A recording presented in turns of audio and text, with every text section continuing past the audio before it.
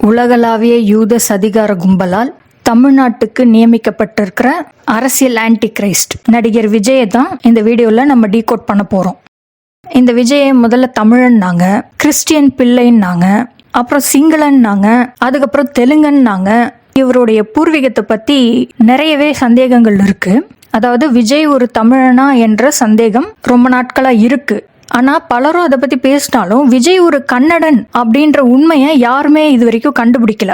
விஜய் தான் தமிழ்நாட்டுக்கு நியமிக்கப்பட்டிருக்கிற anti Christ, பிராமண யூதர்களால் தமிழ்நாட்டுக்கு நியமிக்கப்பட்டிருக்கிற அரசியல் அந்தி கிறிஸ்து, பொலிட்டிக்கல் ஆன்டி கிரைஸ்ட். அதனால இந்த விஜய் தமிழனா இருக்க வாய்ப்பே இல்லை. ஏன்னா தமிழ்நாட்டுக்கு தமிழர்கள் தலைமை தாங்கிறது பிராமண யூதர்களுக்கு அறவே பிடிக்காது. அதனால எப்பயுமே வந்தேரிகளை தான் அவங்க சினிமால இறக்கி விட்டு பிறகு அரசியல்லையும் இறக்கி விட்டு தலைவர்களா தமிழத்து மேல திணிக்கிறாங்க. விஜயினுடைய பூர்வீகம் கர்நாடகம்.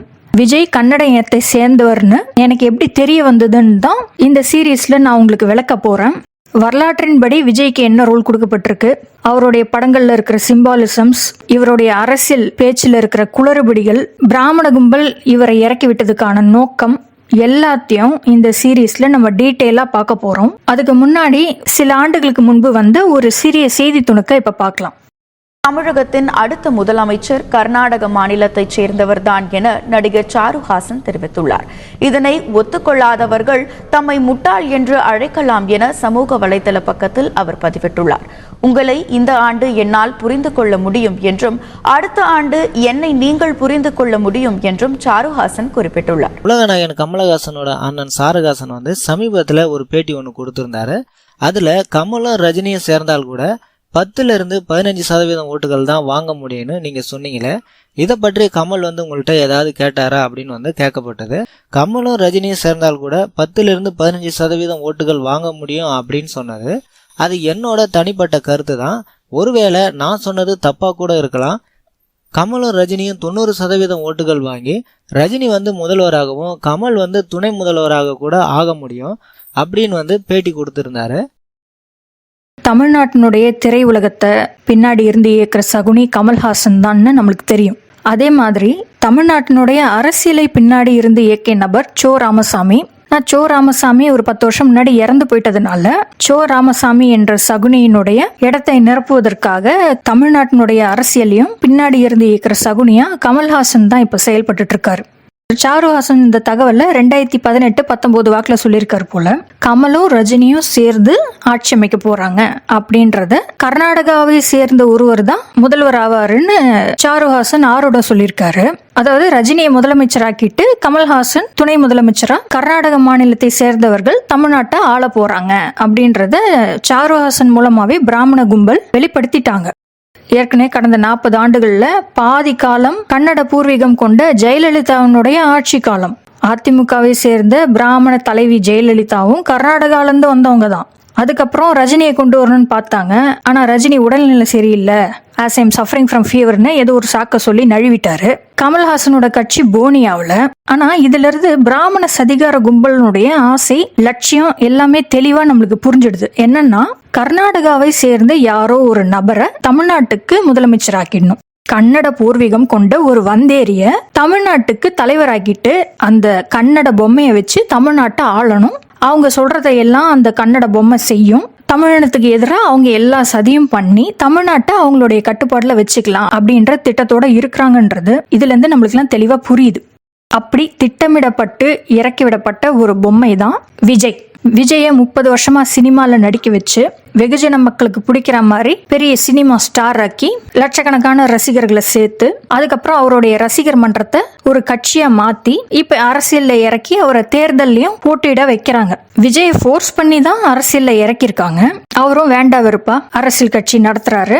பெரிய பெரிய பொதுக்கூட்டம்லாம் நடத்தி பிராமணர்கள் எழுதி கொடுக்கிற ஸ்கிரிப்டை திரைப்பட வசனங்கள் மாதிரி மனப்பாடம் பண்ணி வாசிச்சு அவருடைய ரசிகர் கூட்டத்தை, தொண்டர் கூட்டத்தை உசுப்பேத்தி விடுறாரு. ஆனா ரஜினிகாந்த் 30 வருஷமா அரசியலுக்கு வரேன்னு சொல்லிட்டு அரசியல் கட்சி ஆரம்பிக்கிறேன்னு கூட சொல்லிட்டு கடைசியில நழுவி போனதுக்கு ஒரு பெரிய காரணம் இருக்கு. ஆப்ஷன் ஏ ரஜினி விலகி போனதுனால ஆப்ஷன் பி விஜயை இறக்கியிருக்காங்க. இந்த மாதிரி பிராமண கும்பல் நிறைய பேக்கப் பிளான் வச்சிருப்பாங்க. அவங்களோட இன்னொரு பேக்கப் பிளான் தான் விஜயகாந்த். ஆனா விஜயகாந்தோட கதை நம்மளுக்கு தெரியும். குடிச்சு உடம்ப கெடுத்து கடைசியில வாய் பேச முடியாத அளவுக்கு போய் விஜயகாந்தும் இறந்து போயிட்டாரு. ஆனா பிராமண கும்பல் எத்தனையோ ஆப்ஷன் வச்சிருக்காங்களாம். A to Z வரைக்கும் பிளான் வச்சிருக்காங்களாம். அத விஜயனுடைய கோட்டு படத்திலேயே மறைமுகமா சொல்லியிருப்பாங்க. பிளான் ஏல இருந்து Z வரைக்கும் இருக்குதான் அவங்க கிட்ட ஆப்ஷன்ஸ். அதாவது விதவிதமா சதி திட்டங்களை தீட்டி எப்படியாவது தமிழ்நாட்டை வந்தேரிகளே ஆண்டுட்டு இருக்கிற மாதிரி அரசியல் வியூகம் வகுக்கிறது தான் பிராமண சகுனிகளுடைய பரம்பரை தொழில். அப்படி இருக்கும் போது இப்ப இந்த விஜயை இறக்கி விட்டுருக்காங்க. ஆனா இவருடைய ரசிகர்கள் தொண்டர்கள் முன்னாடி இவர் என்னதான் வீரவசனம் பேசினாலும் இவருடைய பேச்சுல ஒரு பயம் இருக்குது. அதாவது அவரை ஏற்கிற பிராமண முதலாளிகள் மேல அவருக்கு பயம் இருக்குது. இவரோட குடுமையை அவங்க கிட்ட தானே மாட்டிக்கிட்டு இருக்கு. அதனால அவங்க சொல்றதை செய்யறாரு. அவங்க எழுதி கொடுக்குற ஸ்கிரிப்ட வாசிக்கிறாரு. இவருக்கு ஆளுங்கட்சியான திமுக மேலயும் பயம் இருக்குது. ஆனா இந்த பயங்கள் எல்லாம் மீறி விஜய்க்கு வேற ஒரு பயம் இருக்குது. இவரை பின்னால இருந்து இயக்குறது பிஜேபி RSS. விஜய் எதிர்க்கிறது ஆளுங்கட்சியான திமுக. இவங்கெல்லாம் களத்துல இருக்கிறவங்க. ஆனா களத்திலே இல்லாத ஒரு நபர் மேல இவருக்கு பயம் இருக்குதான். அதை இவரே சொல்றாரு. இப்ப கேட்போம். அதனாலதான் எதிரிகள் யாருன்னு சொல்லிட்டு களத்துக்கு வந்திருக்கிறோம். அதனால அவங்கள மட்டும் தான் எதிர்ப்போம். அதுவும் அந்த எதிரிகள் யாரு இப்போ இங்க 2026 சட்டமன்ற தேர்தலில் களத்துல இருக்கிறாங்களோ அவங்கள மட்டும் தான் எதிர்ப்போம். சும்மா களத்திலே இல்லாதவங்களையும் களத்துக்கும் அவங்களுக்கும் சம்பந்தமே இல்லாதவங்களையும் எதிர்க்கிற ஐடியாலாம் இல்ல பாஸ். நீங்க கேட்கிறீங்கன்றதுக்காக எல்லாம் எதிர்த்துட்டு இருக்க முடியாது பாஸ். எங்களுக்கு நிறைய வேலை இருக்குது. தேர்தல் களத்துல இருக்கிறவங்கள தான் எதிர்பாரோம். அது பிஜேபியா இருக்கட்டும், காங்கிரஸா இருக்கட்டும், திமுக இருக்கட்டும், அதிமுக இருக்கட்டும், இல்ல நாம் தமிழரா இருக்கட்டும், இல்ல 5ஆம் யுக கட்சியா கூட இருக்கட்டும், அவங்களதான் இவர் எதிர்பாரோம். அந்த எதிரிகள் யாரு இப்போ இங்க 2026 சட்டமன்ற தேர்தலில் களத்துல இருக்கிறாங்களோ அவங்கள மட்டும் தான் எதிர்ப்போம். சும்மா களத்திலே இல்லாதவங்களையும் களத்துக்கும் அவங்களுக்கும் சம்பந்தமே இல்லாதவங்களையும் எதிர்க்கிற ஐடியாலாம் இல்ல பாஸ். எங்களுக்கு நிறைய வேலை இருக்குது. களத்துக்கும் அவங்களுக்கும் சம்பந்தமே இல்லாதவங்களெல்லாம் இவர் எதிர்க்க மாட்டாராம். முதல்ல அந்த களத்துல இல்லாத நபர் யாருன்னு இவர் வாய் விட்டு சொன்னாரா? களத்திலே இல்லாத ஒரு நபர் மேல இவருக்கு எதுக்கு பயம்? இவருக்கு பின்னாடி லட்சோபலட்ச ரசிகர்கள் இருக்காங்களாம், தொண்டர்கள் இருக்கிறாங்களாம், பெரிய பெண்கள் படம் இருக்குதான், இளைஞர்கள் படம் இருக்குதான். அது தவிர வெளிநாட்டுல எல்லாம் கூட இவருக்கு ஆதரவு இருக்குதான். கரியரோட உச்சத்தை விட்டுட்டு இவர் அரசியல்ல குதிச்சிருக்கிறாராம். இவர்கிட்ட பண பலம் இருக்குது, ஆள் பலம் இருக்குது, அரசியல் பலம் இருக்குது, எல்லாம் இருக்குது. அப்படி இருக்கும்போது களத்திலே இல்லாத ஒரு நபரை பார்த்து இவர் எதுக்கு பயப்படணும்? சரி, அரசியல் களத்துல இல்லாத ஒரு நபர்னா அவர் இன்னொரு அரசியல் கட்சியா இருக்க வாய்ப்பு இல்லை. ஏன்னா அவங்களும் தேர்தலில் போட்டிடுவாங்க. அப்ப இவர் சொல்ற நபர் சினிமா துறை நபரா? அப்படி இருக்கவும் வாய்ப்பு இல்லை. அவங்கள ஒரு ஆளு மறுபடியும் ஆட்சியை பிடிச்சா சினிமா துறைக்கு தான் லாபம். அதனால அவங்க எல்லாரும் விஜய்க்கு ஆதரவா தான் இருப்பாங்க. அப்ப அந்த நபர் ஊடகத்துறையை சேர்ந்தவங்களா? ஊடகத்துறையும் இவங்க பகச்சிக்க மாட்டாங்க. ஏன்னா மீடியா மூலமா தானே இவங்க மக்களை மூல செலவு செய்யறாங்க. அப்ப இவர் சொல்ற நபர் அரசியல் துறையை சேர்ந்தவங்களும் கிடையாது, சினிமா துறையை சேர்ந்தவங்களும் கிடையாது, ஊடகத்துறையை சேர்ந்தவங்களும் கிடையாது. சும்மா களத்திலே இல்லாதவங்களையும் களத்துக்கும் அவங்களுக்கும் சம்பந்தமே இல்லாதவங்களையும் எதிர்க்கிற ஐடியாலாம் இல்ல பாஸ். இவ்வளோ மக்கள் அவருக்கு பின்னாடி ஆதரவா இருக்கும் போது களத்திலே இல்லாத ஒரு நபருடைய பேரை ஏன் விஜய் சொல்ல தயங்குறார், பயப்படுறார்? இந்த கேள்வியை உங்க மனசுல வச்சுக்கோங்க. 2026 தேர்தலில் இவர் தான் வெற்றி பெற போறதாவும் ஆட்சி அமைக்க போறதாவும் பேசுற விஜய் களத்திலே இல்லாத, களத்துக்கும் அவங்களுக்கும் சம்பந்தமே இல்லாத நபருடைய பேரை சொல்ல மாட்டேங்கிறார். அந்த நபரை இவர் எதிர்க்கவும் மாட்டாராம். ஏன்னா இவருக்கு நிறைய வேலை இருக்குதான். இவர் என்ன வேலை செய்யறதுக்காக அரசியல்ல இறங்கி இருக்காருன்றத இந்த வீடியோ சீரீஸ்ல நம்ம டீகோட் பண்ண தானே போறோம். 2024 விஜய் அவருடைய கட்சி கொடியை வெளியிடும் போது அந்த கொடியில இருக்கிற அம்சங்கள் எல்லாம் அவர் விளக்கி சொல்லியிருந்தார். குறிப்பா இந்த இரட்டை போர் யானைகள், அதை பத்தி ஒரு விளக்கம் சொல்லும் போது அவர் என்ன பேசினாருன்றதை இப்ப கேட்போம்.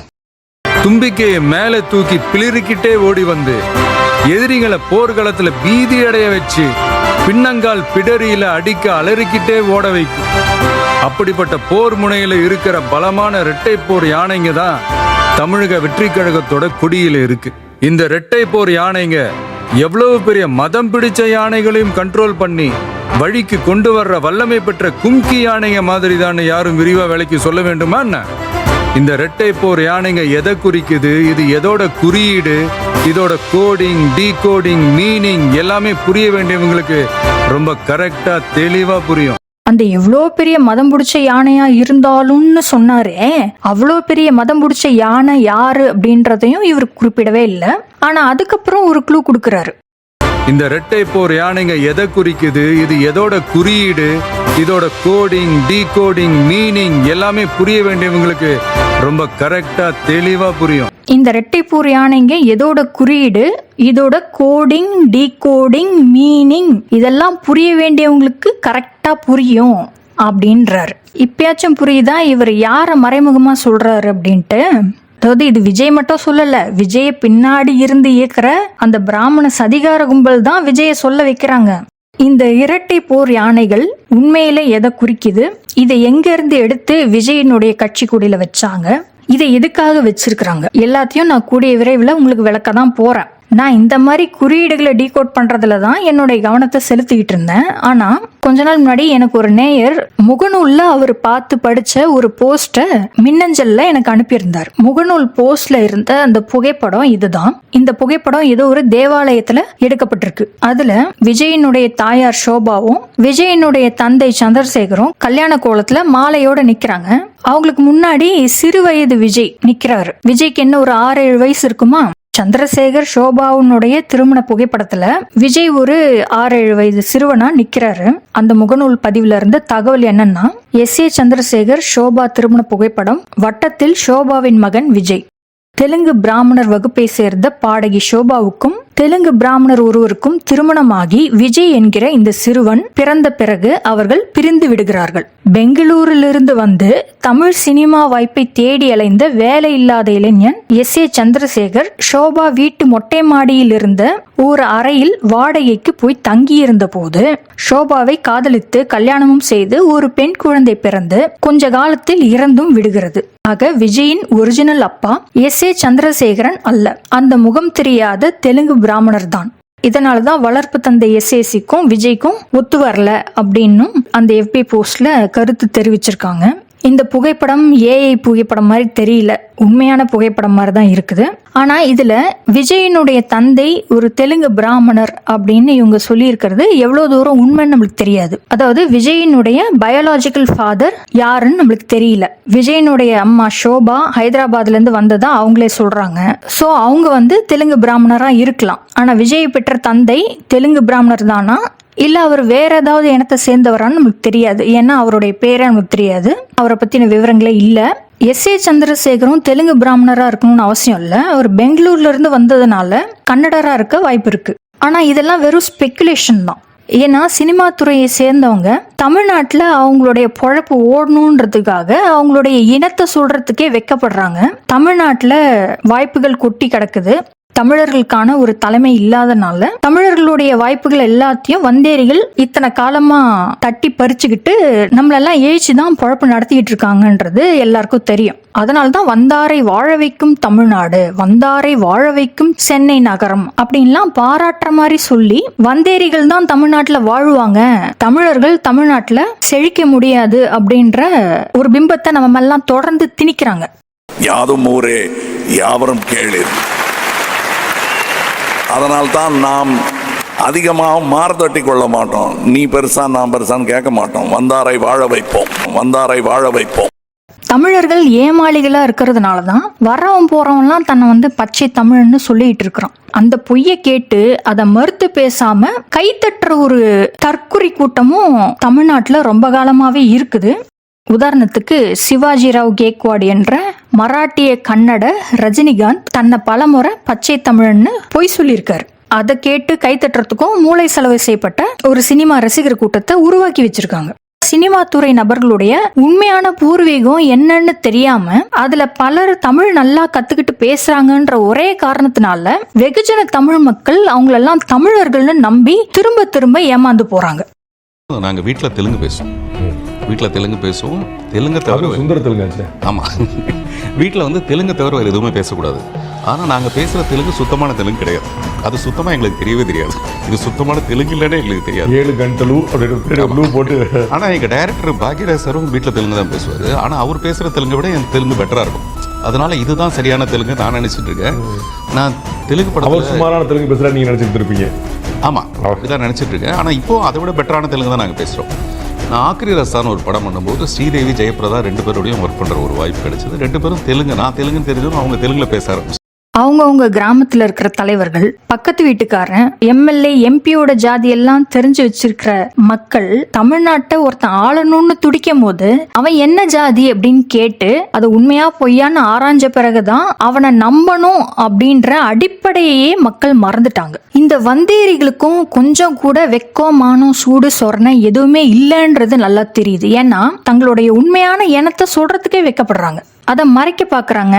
இல்லைன்னா அவங்களோட இனம் ஊருக்கே தெரியும்னாலும் தன்னை பச்சை தமிழன்னு பொய் சொல்லி பொழப்பு நடத்திக்கிட்டு இருக்காங்க. இப்ப ரஜினிகாந்தனுடைய பூர்வீகம் மராட்டியம், கர்நாடகம்னு ஊருக்கே தெரியும், உலகத்துக்கே தெரியும் அப்படின்னா தன்னை வந்து மராட்டியர், கன்னடர்னு சொல்லிட்டு அவருக்கு தமிழ்நாடு வாழ்வு கொடுத்துருக்குன்றதுனால நன்றி சொல்லிட்டு ஓரமா ஒதுங்கி இருக்கணும். அவ்வளவுதான் ரஜினிகாந்தனுடைய வேலை. ஆனா பிராமண கும்பல் அவருக்கு ஏதோ ஆசை காமிச்சதுன்றதுக்காக தன்னை வந்து பச்சை தமிழ்னு சொல்லிக்கிறாரு. இப்ப விஜய் எடுத்துக்கிட்டீங்கன்னா விஜயனுடைய வளர்ப்பு தந்தை தான் எஸ்.ஏ. சந்திரசேகர். எஸ்.ஏ. சந்திரசேகருக்கு தமிழே தெரியாதான். அவர் சினிமா எடுக்க ஆரம்பிச்ச பிறகுதான் கொஞ்சம் கொஞ்சமா தமிழ் கத்துக்கிட்டாராம். அதனால அவர் தமிழரே கிடையாது. அவர் பெங்களூர்ல இருந்து வந்ததுனால எஸ்.ஏ. சந்திரசேகர் கன்னடரா இருக்கதான் அதிக வாய்ப்பு இருக்கு. ஆனா விஜய் பெற்ற தந்தை யாருன்னு நம்மளுக்கு தெரியாதனால விஜய் என்ன ஏனோன்னு நம்மளுக்கு தெரியல. ஆனா அவர் வந்து தன்னை தமிழர் மாதிரி காமிச்சிக்கிறாரு.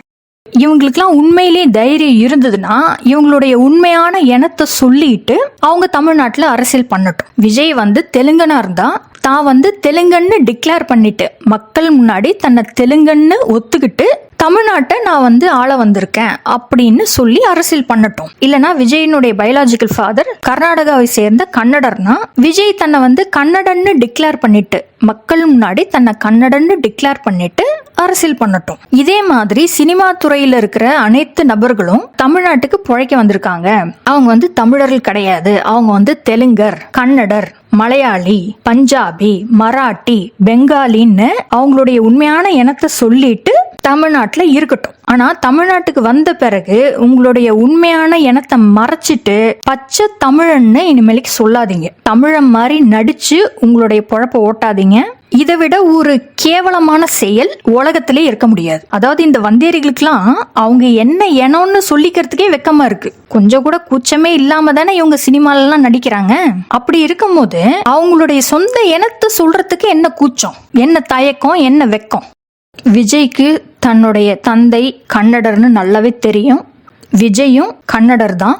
ஆனா அந்த உண்மையை மறைச்சுதான் சினிமால பணம் பார்க்கணும், அரசியல்ல பதவி பார்க்கணும் அப்படின்னு மக்கள் முன்னாடி வேஷம் போட்டுட்டு இருக்கிறாரு. ஆனா யூதர்கள் ஒரு திட்டத்தை செய்யும் போது, அதுவும் தமிழ்நாடு மாதிரி ஒரு பழம்பெரும் நாகரிகத்துல ஒரு பெரிய அரசியல் சதி திட்டத்தை அவங்க நடத்தும் போது அதை முன்னறிவிச்சுட்டு தான் செய்வாங்க. இதுவும் நம்மளுக்கு நல்லாவே தெரியும். அதனால விஜய் ஒரு கன்னடர் தான் அப்படின்றத யூத சதிகார கும்பல் குறியீடுகள் மூலமா வெளிப்படுத்தியிருக்காங்க. ஆனா அதை மக்கள் யாருமே கவனிக்கல. மக்கள் மட்டும் இல்ல, ஊடகத்துறையிலயும் சரி, விஜயை எதிர்க்கிறதா சொல்ற கூட்டங்களும் சரி, யாருமே விஜய் ஒரு கன்னடர் அப்படின்ற உண்மையை கண்டுபிடிக்கவும் இல்ல. அப்படி யாருக்கும் தெரிஞ்சிருந்தாலும் இது வரைக்கும் அந்த உண்மையை யாருமே வெளிப்படுத்துறதுக்கான தைரியமும் அவங்க கிட்ட இல்ல. அதனால அவங்க எல்லாருமே கூட்டு களவாணிங்க அப்படின்றது இதுல இருந்து தெரியுது. விஜயனுடைய பெற்றோர்கள் கண்டிப்பா தமிழர்கள் கிடையாது. சினிமால பணம் பார்க்கணும் அப்படின்றதுக்காக இடம்பெயர்ந்தவங்க வந்தேரிகள். அது ஒரு பக்கம் இருக்கட்டும். பிராமண சதிகார கும்பல் எப்பயுமே ராமாயணம், மகாபாரதத்தை வச்சுதான் தொங்கிட்டு இருப்பாங்க. இந்த 2 வரலாற்று சம்பவங்களை அடிப்படையா வச்சுதான் அவங்க எல்லா சதித்திட்டங்களையும் தீட்டிட்டு இருப்பாங்க. அவங்க இறக்கி விடுற நபர்களுக்கும் அந்த அடிப்படையில ஏதாவது ஒரு ரோலை கொடுத்துருவாங்கல்ல. இப்ப விஜய்க்கு பிராமண சகுனிகள் என்ன ரோல் கொடுத்துருக்காங்க அப்படின்னு பார்ப்போம். அதை வந்து அவருடைய திரைப்படங்கள்ல இருக்கிற குறியீடுகளை வச்சு கண்டுபிடிக்கலாம். விஜயை பத்தி நான் டீகோட் பண்ண விஷயங்கள் ஏகப்பட்டது இருந்ததுனால எதுல இருந்து ஆரம்பிக்கிறது அப்படின்னு எனக்கு ஒரு குழப்பம் இருந்த போது ராம்ஸ்டீன் ஃபைல்ஸ்ல இருந்தே நம்ம ஆரம்பிப்போம் அப்படின்னு முடிவு பண்ணேன். எப்ஸ்டீன் ஃபைல்ஸ் தான் கேள்விப்பட்டிருக்கோம், இது என்ன ராம்ஸ்டீன் ஃபைல்ஸ் நீங்க சொல்றீங்க? அது என்னங்க ராம்ஸ்டீன் அப்படின்னு கேக்குறீங்களா? உலகத்தினுடைய முதல் எப்ஸ்டீனே ராமன் தான். இப்ப எப்ஸ்டீன் தீவுல நடந்த எல்லா குற்றங்களையுமே 7000 வருஷத்துக்கு முன்னாடியே செஞ்சவன் தான் வந்தேரி யூத பயங்கரவாதியான ராம்ஸ்டீன். அவனை பத்தி பிராமணர்கள் மறைச்சு வச்சிருந்த வரலாறு தான் கடந்த 4 வருஷமா தோண்டி எடுத்து என்னுடைய சேனல்ல நான் உங்களுக்கு சொல்லிட்டு இருக்கிறேன். ராம்ஸ்டீன் ஃபைல்ஸ், அதுக்கு நான் வச்ச பேர் தான் ராம்ஸ்டீன் ஃபைல்ஸ். எப்ஸ்டீன் பத்தி வீடியோ போடுங்க, எப்ஸ்டீன் சர்ச்சையை பத்தி பேசுங்கன்னு கேட்குற நேயர்கள் எல்லாருமே முதல்ல என்னோட ராம்ஸ்டீன் ஃபைல்ஸ் வீடியோஸை பார்க்கணும். அந்த பிளேலிஸ்டோட லிங்கை நான் கமெண்ட் செக்ஷன்ல கொடுக்குறேன். எப்ஸ்டீன் ஃபைல்ஸை புரிஞ்சுக்கணும்னா முதல்ல இந்த ராம்ஸ்டீன் யாருன்னு நீங்க தெரிஞ்சுக்கணும். ராம்ஸ்டீனை புரிஞ்சுக்கிட்டா எப்ஸ்டீன் ஃபைல்ஸை ஈஸியா புரிஞ்சுக்கலாம். சமீபத்துல கூட ஹிந்து மதத்துல வந்தேரி பிராமணர்கள் உருவாக்கிய ஒரு போலி உருவகம் தான் விநாயகன்.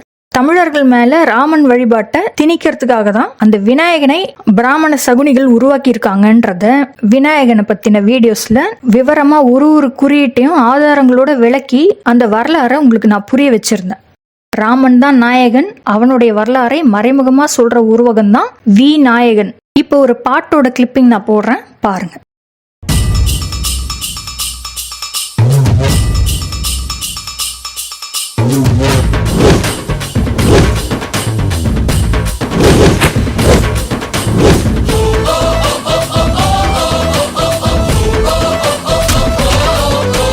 ராமா ராமா ராமா ராமா ராமன் கிட்ட வில்ல கேட்டேன். பீமா பீமா பீமா பீமா பீமன் கிட்ட கதைய கேட்டேன். ராமா ராமா ராமா ராமா ராமன் கிட்ட வில்ல கேட்டேன். பீமா பீமா பீமா பீமா பீமன் கிட்ட கதைய கேட்டேன். உங்க கிட்ட அன்ப கேட்டேன். இந்த பாட்டு வர படம் விஜய் நடிச்ச வில்லு. அந்த பாட்டினுடைய வரிகள் ராமங்கிட்ட வில்ல கேட்டேன், பீமங்கிட்ட கதைய கேட்டேன். இந்த பாட்டுல முழுக்க முழுக்க விநாயகன் சிலைய குறியீட்டா சேர்த்திருக்காங்க. முதல் வரியிலேயே விஜய் என்ன கேக்குறாரு, ராமங்கிட்ட வில்லு கேக்குறாரு. படம் பேரு வில்லு, இந்த பாட்டு முழுக்க விநாயகன் சிம்பாலிசம். அந்த விநாயகன் யாரு? வீணா போன நாயகனான யூத ராமன், ஷட்டானி, இட்டு, அந்த இட்ட குறிக்கிற ஒரு கதாபாத்திரமா தான் விஜய் இந்த படத்துல நடிச்சிருக்காரு. இது 20 வருஷத்துக்கு முன்னாடி எடுத்த படத்துல இருக்கிற ஒரு சாம்பிள் க்ளூ தான். இன்னும் ஏகப்பட்ட க்ளூ இருக்கு. சமீபத்துல விஜய் நடிச்ச ஜனநாயகன் படத்தினுடைய ட்ரெய்லர்ல விஜய் கையில கோடாரி மாதிரி ஒரு ஆயுதம், அதுல ரத்தம், அந்த ரத்தத்தை விஜய் நக்கறாரு. அந்த படத்துல ஒரு பாட்டு இருக்கு, ராவணம் அவன்டான்னு ஒரு பாட்டு. அந்த பாட்டுல இருக்கிற இந்த 2 வரிகள், ராவணம் அவன்டா உலகாண்டவன்டா, ராவணனையும் இந்திரனையும் குறிக்குது. ராவணனுடைய மகன் இந்திரன், தமிழ் பேரரசரான ராவணன் உலகத்தையே ஆண்டவர். அவருடைய மகனான இந்திரனும் ராவணனுக்கு அப்புறம் உலகத்தையே ஆண்டவர். ராவணம் அவன்டா உலகாண்டவன்டா, இந்த 2 வரிகளும் ராவணன் இந்திரனுடைய வரலாற்றை தான் சொல்லுது. ஆனா அதுக்கு இடையில இருக்கிற ஒரு வரி, ஒத்தையில் நிக்கிற யமன்டா, அந்த பாட்டினுடைய இன்னொரு வரி நாயக நெருப்பா. இப்ப இந்த 2 வரிகளை எடுத்துப்போம். ஒத்தையில் நிக்கிற யமன்டா, நாயக நெருப்பா. யமன் யாரு? யமன் கையில என்ன இருக்கும்? கதை இருக்கும், பாசக்கயிறு இருக்கும். அதே பாசக்கயிறு தான் விநாயகனுடைய கையிலயும் இருக்குது. அப்ப பாசக்கயிறு என்ற குறியீடு விநாயகனையும் யமனையும் இணைக்குது. ஆனா விநாயகனை யாரு? சிறார் பாலியல் குற்றவாளியான, இனப்படுகொலையாளனான, தொடர் வன்கொடுமைகள் செஞ்ச, பல பேரை கடத்திய, மக்களினுடைய பணத்தை பிடுங்கிய சமூக விரோதியான ஒசாமா பின் ராமனைத்தான் விநாயகன் என்ற உருவகம் மறைமுகமா குறிக்குது இல்லையா? உலகின் முதல் தீவிரவாதியே பிராமணர்களுடைய முன்னோனான ஷெட்டானி என்கிற ராமன் தானே. அப்ப யமன்ற உருவகமும் ராமன் தான். சிறுவர்கள், ஆண்கள், பெண்கள் என பல்லாயிரக்கணக்கான உயிர்களை எடுத்தவன் தானே ராம. அவன் தான் யமன். யா வனம்னா தெற்கு வனம். அந்த தெற்கு வனங்கள்ல 14 வருஷம் பதுங்கி இருந்தவன் தான் இந்த ராமன். யா வனம், யாவன், யாமன், யமன், இவைதான் யமனுக்கான வேர் சொற்கள். யாமன், ராமன், இதுவும் ஒத்து போகுது. அதாவது தென்னக காட்டு பகுதியான யாவனத்தில் பதுங்கி இருந்தவன் பேர் தான் யாவன், யமன். அந்த யமன் வேற யாரும் கிடையாது, உலகின் முதல் பயங்கரவாதியான ராமன் தான். அவனை வீழ்த்தின நாள் தான் தீபாவளி. அந்த பண்டிகையினுடைய உண்மையான பேர் ராவண வெற்றி விழா. தீபாவளி வந்தேரி பிராமணர்கள் அந்த பண்டிகைக்கு வச்ச பேருன்னு நம்ம ஏற்கனவே பார்த்துட்டோம். வட இந்தியாவில் அந்த தீபாவளியை 5 நாள் கொண்டாடுறாங்கன்னும், அதுல ஒரு நாள் அவங்க நரக சதுர்தசி அப்படின்ற பண்டிகையாகவும், அந்த நாள்ல யமனுக்கு தீபம் ஏத்துற வழக்கத்தையும் பிராமணர்கள் புகுத்திருக்காங்க அப்படின்றதையும் நான் ஏற்கனவே சுட்டி காட்டியிருக்கேன். நாம தீபாவளி அன்னைக்கு பட்டாசு வெடிச்சு கொண்டாடணும். பிராமணர்கள் அவங்களுடைய முன்னோன் ராமன் யுத்தத்துல தோத்து போயிட்டதுனால அவனுடைய மரணத்தை அனுசரிக்கிறதுக்காக அவங்க தீபம் ஏத்துறாங்க. அதுதான் அவங்களுக்கு தீபாவளி. அந்த தீபாவளியினுடைய ஒரு அங்கம் தான் யம தீபம். அதாவது யமன்றது ராமன் தான் அப்படின்றதுக்கு இதுவும் ஒரு ஆதாரம். விக்ரம் நடிச்ச படமான அந்நியன், அதுலயும் இதுக்கான ஆதாரம் இருக்கு. அது விக்ரம் படங்களை டிகோட் பண்ணும்போது பார்க்கலாம். விக்ரம் இந்த விக்ராமோட நிக்நேம் வந்து சியான்னா முப்பாட்டன். அதாவது நம்மளோட முப்பாட்டம் கிடையாது, பிராமணர்களுடைய முப்பாட்டன். யாரு? ராமன். அதை குறிக்கிற பேர் தான் சியான் விக்ரம். இப்ப ராமன் தான் யமன் கையில கதை இருக்கு. அப்ப வில்லம்பு கோடாரி தவிர கதையையும் ராமன் வந்து ஒரு ஆயுதமா பயன்படுத்தி இருக்கான். இப்ப இந்த பாட்டினுடைய இன்னொரு வரியும் நம்மளுக்கு புரிஞ்சிடுச்சு. ராமன் கிட்ட வில்லும் இருந்திருக்கு, கதையும் இருந்திருக்கு. அதனாலதான் ராமன் கிட்ட இவர் வில்லும் கேக்குறாரு, கதையும் கேக்குறாரு. ஆனா ராமன் சொல்றதுக்கு பதிலா பீமன்னு மாத்திட்டாங்க, வேற ஒண்ணும் இல்ல. யமனோட படங்களை தேடும் போது கூகுள் இந்த படத்தையும் காமிக்குது. இது கால பைரவன். ஆனா இதையும் யமன்னு சொல்றாங்க, ராமன்னு சொல்றாங்க. நாய்ப்பட வச்சிருந்த ராமன் தானே நாயகன். ஆனா உடுக்கை சூலம் இதெல்லாம் வச்சிருக்கிற சிவனோட உருவத்திலையும் நாய் இருக்கிறதுனால இத வந்து பிராமணர்கள் ராமனா பாக்குறாங்க. வேட்டையாடிய சிவனுடைய உருவத்துக்கு காலன் தான் பேரு. அதாவது நாயுடன் இருக்கக்கூடிய வேடன் சிவனுக்கு காலன் அப்படின்னு தான் பேரு. காலன் சிவன், அவருடைய பெண் வடிவம் அல்லது ட்வின் ஃப்ளேம் வந்து காளி. காலன் காளி. ஆனா காலன் ஆகிய சிவனுடைய வாகனம் நாயின்றதுனால பிராமணர்கள் இதை வந்து ராமனாவும் காட்டணும் அப்படின்றதுக்காக பைரவன் என்ற பேரையும் இதுல சேர்த்துட்டாங்க. பைரவன்றது சிவனை குறிக்காது. இந்த வைரவன் யாருன்னா ராமன். வைரங்களை கடத்தினவன் தானே ராமன். அதை குறிக்கிற பேர் தான் பைரவன். அதனால காலத்தை கணித்த வேடனாகிய சிவன் தான் காலன். ஆனா அதுல பைரவன் என்ற ராமனையும் சேர்த்து கால பைரவன் அப்படின்னு பிராமணர்கள் அதை மாத்திட்டாங்க. அதனால இந்த உருவத்தை நம்ம வெறும் காலன் அப்படின்னு தான் கூப்பிடணும், கால பைரவன் நம்ம கூப்பிடக்கூடாது. வைரங்களை திருடியவன் கடத்தினவன் ராமன். அதனால யூத ராமனுக்கான பேர் தான் பைரவன். சூலம் ஏந்தி இருக்கக்கூடிய சிவனுடைய இந்த உருவத்தின் பேரு காலன். இது யமனான ராமனுடைய உருவகம் கிடையாது, இது காலனாகிய சிவனுடைய உருவம் தான். இவரை காலன் அப்படின்னு தான் அழைக்கணும், கால பைரவன் அழைக்க கூடாது. பைரவன் வந்துச்சுன்னா அங்க ராமனும் வந்துருவான். அதனால காலத்தை கணித்த சிவனை காலன் அப்படின்னே நம்ம அழைப்போம். அவருடைய பெண் வடிவம் தான் காளி. இந்த ஒரு குழப்பமும் தீர்ந்தது. மறுபடியும் நம்ம வில்லுக்கே வருவோம். பிராமணர்கள் சொல்ற யமனும் சிவன் கிடையாது, ராமன் தான். அதைத்தான் இந்த பாட்டுல சொல்றாங்க. ராமன் கிட்ட வில்ல கேட்டேன், ராமன் கிட்ட கதையை கேட்டேன். ராமன் கிட்ட வில்லு இருந்தது, கதையும் இருந்தது. அதைத்தான் இந்த பாடல் வரிகள்ல அவங்க மறைமுகமா சொல்லியிருக்காங்க. ராமனோட இன்னொரு ஆயுதம் கோடாரி. இந்த குறியீடும் விஜய் படங்கள்ல இருக்கு. குறிப்பா சர்க்கார் படத்துல வர இந்த சண்டை காட்சியில ஆளுங்கட்சியோட சின்னம் தான் கோடாரியா. ஆனா அது இவர் கைக்கு வர்றதுனால கோடாரியோட இந்த நாயகன் காட்சியளிக்கிறார். இந்த படத்துல இந்த நாயகனுடைய பெயரும் சுந்தர் ராமசாமி. சர்க்கார் படத்திலையும் விஜய் வந்து ராமன் வேடத்துல தான் நடிச்சிருக்காரு. தன்னை வந்து கார்ப்பரேட் கிரிமினல் அப்படின்னு பெருமையா சொல்லிப்பாரு. இந்த கதாபாத்திரம் கூகுள் சிஇஓ சுந்தர் பிச்சையும் குறிக்கும். சுந்தர் பிச்சையும் ஒரு பிராமணர் தானே. கூகுளுக்கு தலைவராயிருக்காருன்னா அவரும் ஒரு கார்ப்பரேட் கிரிமினலா தான் இருக்கணும். எப்ஸ்டீன் ஃபைல்ஸ்ல யாராவது தேடி பாருங்க, சுந்தர் பிச்சையோட பேரும் இருக்குதான்ட்டு. கண்டிப்பா இருக்கும். ஏன்னா உலகத்துல இருக்கிற எல்லா பெருந்தலைங்களோட பேரும் எப்ஸ்டீன் ஃபைல்ஸ்ல இருக்குதாமே. அதுல இருக்கிற பேர்கள்ல முக்காவாசி யூதர்களும் பிராமணர்களும் தான், அதுல எந்த சந்தேகமும் இல்ல. மறுபடியும் நம்ம கோடாரிக்கு வரும். பீஸ்ட் படத்துலயும் கோடாரி சிம்பாலிசம் இருக்கு. ராமனான விஜய் கோடாரியை தூக்கிட்டு வந்து ஒருத்தனுடைய தலைய அறுத்து வீசுற காட்சி இருக்கு. கோடாரி ஷெட்டானியான ராமனுடைய ஆயுதம். கோடாரி அப்படியே காமிச்சா மக்களுக்கு சந்தேகம் வரும்ன்றதுனால கோடாரி மாதிரியே இருக்கிற இன்னொரு ஆயுதம், அதை வச்சு ஜனநாயகன்ல ஏதோ ஒரு சண்டை காட்சி இருக்கு போல. அந்த ஆயுதத்தை வச்சு எதிரிகளை வெட்டி சாய்ச்ச பிறகு அவங்களுடைய ரத்தம் அந்த ஆயுதத்துல ஒட்டி இருக்குல்ல, அதை வந்து ராமனான விஜய் நக்கிறாரு. நான் ஏற்கனவே சொன்னேன்ல, காட்டுக்குள்ள 14 வருஷம் பதுங்கி இருந்த இட்டு ரத்தம் குடிக்கிற காட்டேரி கேனிபிள்னு சொல்லி இருந்தல்ல, அந்த இட்டை பேஸ் பண்ணி தான் டிராகுலா, பிராங்கென்ஸ்டைன் மான்ஸ்டர், ரத்தம் குடிக்கிற வேம்பயரு, பிரிடேட்டர், கோஸ்ட் இந்த மாதிரியான ஹாலிவுட் கதாபாத்திரங்களை யூதர்கள் உருவாக்கி இருக்காங்க அப்படின்னு நான் சொல்லிட்டு இருக்கும் போதே அதை நிரூபிக்கிற மாதிரி ஜனநாயகன் படத்தோட ட்ரெய்லர்லயே ரத்தத்தை நக்கிறாரு ராமனா நியமிக்கப்பட்டிருக்கிற விஜய். ராமன் ஒரு இரத்த காட்டேரியா வாழ்ந்திருக்கான் அப்படின்றதுக்கு இதுக்கு மேல ஒரு ஆதாரம் வேணுமா? விஜய ராமனா நடிக்க வைக்கிறதுனாலதான் ஒத்தையில் நிக்கிற யமண்டா அப்படின்ற வரிய சேர்த்திருக்காங்க. இங்க இன்னொரு முக்கியமான விஷயம், ராமனை குறிக்கிற அடையாள விலங்குகள் நிறைய இருக்கு. அதுல முக்கியமானது ஆடு, கோட்டு. அதனாலதான் ராமன் வீழ்த்தப்பட்ட நாளான தீபாவளி என்று அழைக்கக்கூடிய பண்டிகையில அவனை குறிக்கிற அடையாள விலங்கான ஆட்டுக்கறிய சமைச்சு சாப்பிடுற வழக்கம் தமிழ்நாட்டுல இருக்கு. அதுக்கு பேரு தான் மட்டன் தீபாவளி. நம்மளுடைய கோயில்கள்ல ஆடு பலி கொடுக்கறாங்கல்ல, அது கூட ராமன் யுத்தத்துல வீழ்த்தப்பட்ட வரலாறு கடத்தணும் அப்படின்றதுக்காக நம்ம முன்னோர்கள் உருவாக்கி இருக்காங்க அப்படின்னு எனக்கு தோணுது. ஆடு தவிர ராமனை குறிக்கிறதுக்காக பல குறியீட்டு விலங்குகள் இருக்கு, அதெல்லாம் அப்புறமா பார்க்கலாம். இப்ப நம்ம ஃபோக்கஸ் பண்ண வேண்டியது இந்த கோட்டு. ஏன்னா கோட்டுன்னே ஒரு படம் எடுத்து அதுக்கான ஆதாரத்தை கொடுத்துருக்காங்க. இதுலயும் விஜய் நடிச்ச இந்த கதாபாத்திரம் ராமனை தான் குறிக்கும்.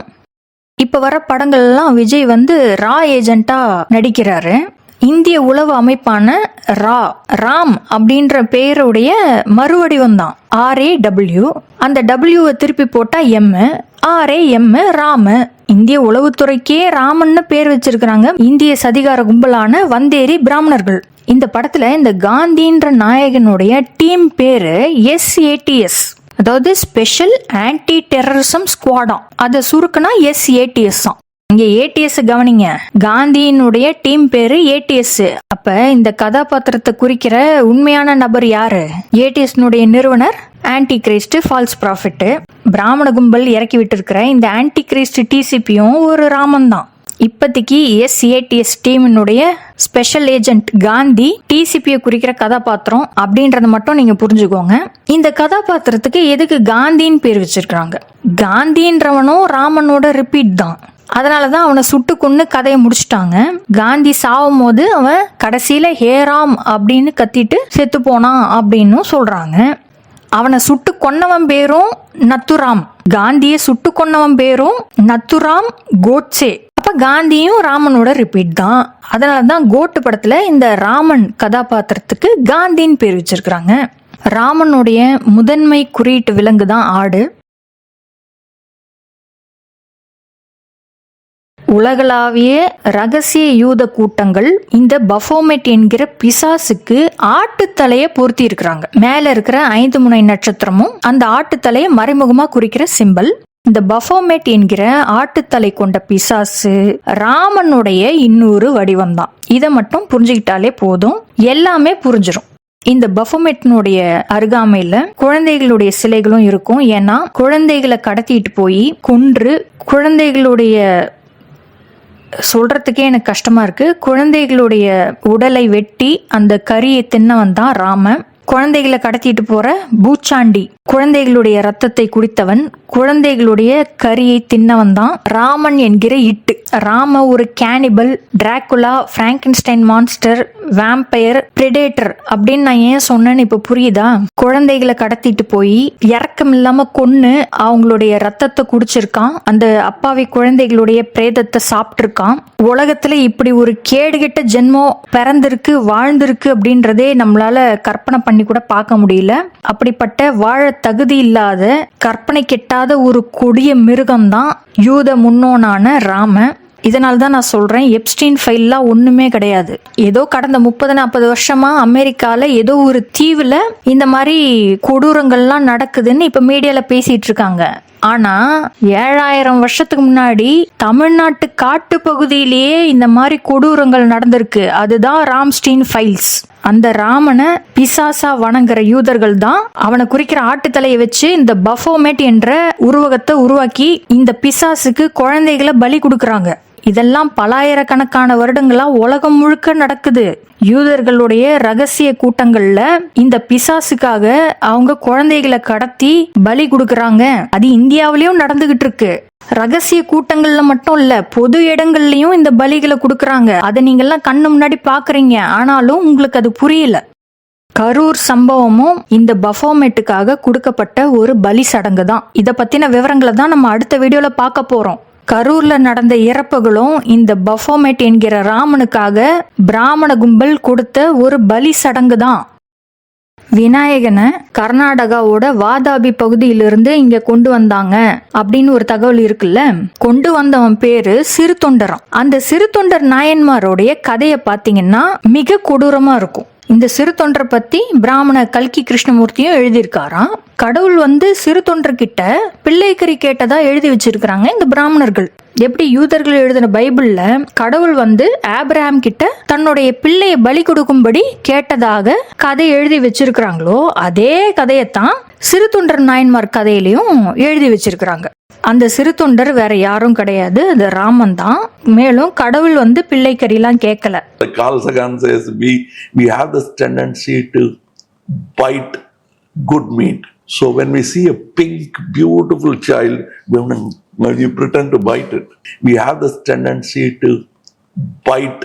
So when we see a pink beautiful child, so when we see a pink beautiful child, இந்த உலகளாவிய ரகசிய அமைப்புகள்ல இருக்கிற யூதர்களும் பிராமணர்களும் சிறு பிள்ளைகளை கடத்தி அவங்களை இறக்கமே இல்லாம கொன்னு அவங்களுடைய பிரேதங்களை உண்ணக்கூடிய காட்டுமிராண்டி கூட்டம். அந்த காட்டுமிராண்டி கூட்டத்தை பத்தி தான் எப்ஸ்டீன் ஃபைல்ஸ்ல வெளிவந்திருக்கு. அதை யூதர்களே தான் வெளியிட்டு இருக்காங்க. எவ்வளவு நாள் தான் அவங்களும் செய்யறதெல்லாம் ரகசியமாவே வச்சிருக்கிறது. இது சத்திய யுகம்ன்றதுனால அவங்களுக்கும் உண்மையை சொல்லணும்னு தோணி இருக்கு போல.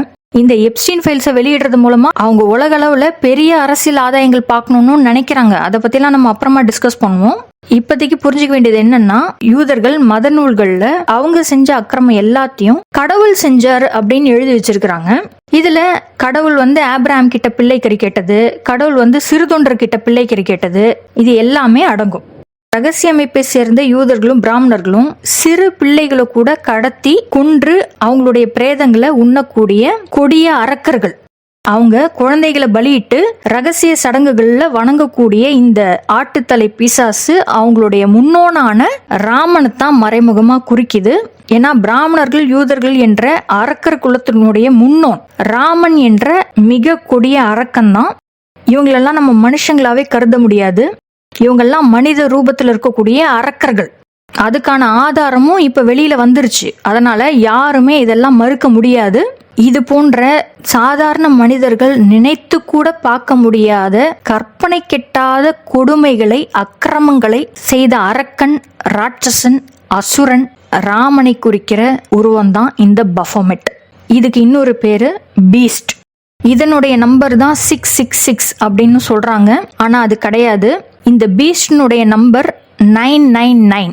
இத எண்ட் ஆஃப் டேஸ் அப்படின்ற ஒரு படத்துல அவங்க சொல்லியிருப்பாங்க. என்னன்னா ஆன்டி கிரைஸ்டனுடைய நம்பர் 666 கிடையாது, அதை திருப்பி பார்க்கணும். ஆன்டி கிரைஸ்டனுடைய நம்பர் 999 அப்படின்னு சொல்லியிருப்பாங்க. அந்த 9 யாருன்றது நமக்கு தெரியும். 9 ராமனுடைய எண்ணு. ராமன் தானே பீஸ்ட். அவனே தான் ஆன்டி கிரைஸ்ட் என்கிற கடவுளுக்கு எதிரான பிசாசு.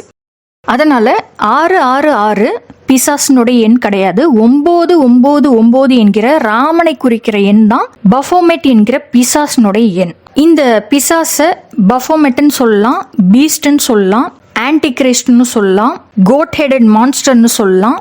ஆனா லூசிஃபர் என்ற பேரையும் இந்த பிசாசை குறிக்கிறதா பல பேர் தப்பா நினைச்சுக்கிறாங்க. லூசிஃபர் என்ற பேருக்கும் இந்த பிசாசுக்கும் சம்பந்தமே கிடையாது. லூசிஃபர் என்ற பேருக்கு பொருள் ஒளி தரக்கூடியவர், பிரிங்கர் ஆஃப் என்லைட்டன்மெண்ட். அதுதான் லூசிஃபர் என்ற பேருக்கான பொருள். அதை குறிக்கிற சிலை தான் ஸ்டாச்சு ஆஃப் லிபர்ட்டி. இந்த ஸ்டாச்சு ஆஃப் லிபர்ட்டி கையில தீப்பந்தம் வச்சிருக்கோம். அந்த தீப்பந்தம் நம்மளுடைய 3வது கண்ணான பினியல் கிளாண்டை தான் குறிக்குது. இடது கையில அறிவை வளர்க்கக்கூடிய புத்தகம். ஸ்டாச்சு ஆஃப் லிபர்ட்டி ஆன்மீக ஞானத்தோட தொடர்பு கொண்ட ஒரு உருவம். ஆன்மீக ஞானம் தான் உண்மையான விடுதலை. அதனாலதான் இந்த சிலை என்லைட்டன்மெண்ட்டையும் லிபர்ட்டியும் சேர்த்து குறிக்குது. மேலும் இது ஒரு பெண்ணினுடைய சிலை. இதுக்கும் ஆட்டுத்தலை பொருத்திய பஃபோமெட் உருவத்துக்கும் சம்பந்தம் கிடையாது. மேலும் இந்த லூசிஃபர் வெள்ளி கிரகத்தோட தொடர்பு கொண்டதுன்னு சொல்றாங்க. வெள்ளின்றது வள்ளி என்கிற பச்சையம்மாளுக்கான கிரகம். வள்ளி என்கிற பச்சையம்மா விவசாயத்தையும் இயற்கை வளத்தையும் குறிக்கிற தெய்வம். நம்மளுடைய வள்ளியத்தான் மேற்குலகத்துல ஸ்டாச்சு ஆஃப் லிபர்ட்டி அப்படின்னு பேரை மாத்தி அவளுக்கு சிலை வச்சிருக்கிறாங்க. பச்சையம்மாளை குறிக்கிறதுக்காக தான் அந்த சிலையும் பச்சை நிறத்துல இருக்குது. இந்த சிலை, இந்த ஸ்டாச்சு ஆஃப் லிபர்ட்டி என்கிற சுதந்திர தேவி சிலை வெள்ளி கிரகத்தோட தொடர்பு கொண்ட லூசிஃபரை குறிக்கிறதுனால இது வள்ளி என்கிற பச்சையம்மாளை தான் குறிக்கும். லூசிஃபருக்கும் பஃபோமெட்டுக்கும் சம்பந்தமே கிடையாது. லூசிஃபர் என்பது வள்ளி, பஃபோமெட் என்பது ராமன். இப்ப இந்த பஃபோமெட் என்கிற பீஸ்ட் என்கிற பிசாசுக்கு தான் யூத ரகசிய அமைப்புகள் பொதுமக்களை பலி கொடுக்கறாங்க அப்படின்றது நம்மளுக்கு தெரிய வந்திருக்கு. இந்த ஆட்டுத்தலை பொருத்திய பஃபோமெட் என்கிற பீஸ்ட் ராமனைத்தானே குறிக்குது. அதனாலதான் இந்த பிசாசினுடைய பேர்லயே விஜய் வச்சு ஒரு படம் எடுத்திருக்கிறாங்க. இலங்கையில தமிழர்கள் எப்படி இனப்படுகொலை செய்யப்பட்டார்களோ அதே போல யூதர்கள் தமிழ்நாட்டு தமிழர்களையும் இனப்படுகொலை செய்யணும்னு நினைக்கிறாங்க. அவங்க செய்யறது எல்லாத்தையுமே அவங்க முன்னறிவிப்பாங்கல்ல. இந்த சதித்திட்டத்தை முன்னறிவிச்ச படம் தான் விஜய் நடிச்ச பீஸ்ட். அந்த பீஸ்ட் படத்தினுடைய லோகோல ஏன்றது இலுமினாட்டி முக்கோணத்தை குறிக்கிற மாதிரி இருக்கு. ஆங்கில எழுத்து ஏவ இலுமினாட்டி பிரமிடு மாதிரி தான் இப்ப வர லோகோ எல்லாத்துலயும் காமிக்கிறாங்க. பத்தாக்குறைக்கு இந்த பீஸ்ட் லோகோல பீன்ற எழுத்துலயும் டீன்ற எழுத்துலயும் கோடாரி மாதிரி அமைச்சிருக்கிறாங்க. ரெண்டு பக்கமும் 2 கோடாரி தெரியுது. அதை ஒன்னா சேர்த்து பார்க்கும் போது இந்த பீஸ்டுக்கு கொம்பு முளைச்ச மாதிரி இருக்குது. அதாவது இந்த பீஸ்ட் லோகோவை எப்படி டிசைன் பண்ணிருக்காங்க பாருங்க. அதுல கோடாரியும் இருக்குது, 2 கொம்பும் இருக்குது. பீஸ்ட் லோகோல இந்த 2 கொம்புகளை ஏன் சேர்த்திருக்காங்க? அவங்களுடைய பிசாசான இந்த பஃபோமெட்டினுடைய 2 கொம்புகளை மறைமுகமா குறிக்கணும். அதுக்காக தான் சேர்த்திருக்காங்க. கோடாரி இந்த பஃபோமெட்டினுடைய ஆயுதம், அதாவது ராமனுடைய ஆயுதம். இது மட்டும் இல்ல, ராமனை குறிக்கிற இந்த பிசாசனுடைய ஆட்டுத்தலைய பீஸ்ட் படத்தினுடைய ஒரு பாட்டுல விஜய்க்கு பக்கத்துல ஓப்பனாவே காமிக்கிறாங்க. விஜய் பக்கத்துல அவங்க காமிக்கிற இந்த ஆட்டுத்தலை பஃபோமெட் என்கிற ராமனுடைய சிம்பாலிசம். அந்த படத்தினுடைய இன்னொரு போஸ்டர்ல விஜய் கையில இருக்கிற சிம்பாலிசத்தை நோட் பண்ணுங்க. விஜய் கையில காட்டுற செய்கையை பாருங்க. பஃபோமெட் என்கிற பிசாசனுடைய கையில என்ன செய்கை இருக்கோ அதே செய்கையை தான் பீஸ்ட் படத்தினுடைய போஸ்டர்ல விஜயும் காட்டுறாரு. இதுல இருந்தே நம்மளுக்கு உறுதியா தெரியுது விஜய் அவருடைய பீஸ்ட் படத்துல பஃபோமெட்டாவே நடிச்சிருக்காரு. ராமனாகிய பஃபோமெட் பிசாசா தான் நடிச்சிருக்கிறாரு. மேலும் அந்த படத்துல இருக்கிற அரபிக் குத்து பாட்டுல தமிழ் சித்தர்களை காட்டுமிராண்டி யூத கூட்டம் கழுவேத்தின சம்பவத்தை நினைவுபடுத்துற மாதிரி ஒரு டான்ஸ் ஸ்டெப் ஆடி இருக்கிறாரு நாயகனான விஜய். பஃபோமெட்டா நடிக்கிற விஜய் டான்ஸ் ஸ்டெப் மூலமா நக்கல் அடிக்கிறாரு.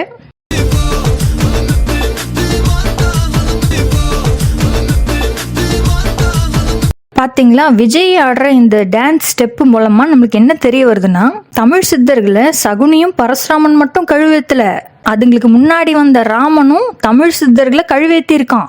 அதை பத்தி ஆன்டி கிரைஸ்டான டிசிபி இது வரைக்கும் பேசினதே கிடையாது. அவர் பேசவும் மாட்டாரு. அவர் பிராமணர்களோட ஏஜென்ட். அவர் எப்படி ராமனை பத்தி பேசுவாரு? ஆன்டி கிரைஸ்டே பிராமணர்களுடைய ஃப்ரீமேசன் ஏஜென்ட் தானே. அவர் எப்படி ராமனை பத்தி வெளில சொல்லுவாரு? இந்த மாதிரியான ஆழமான உண்மைகள் எல்லாம் ராவண பரம்பரையில வந்த என்ன மாதிரி ஆட்கள் தான் தைரியமா பேச முடியும். ராமன் தான் முதல்ல தமிழ் சித்தர்களை கழுவேத்தி இருக்கான்.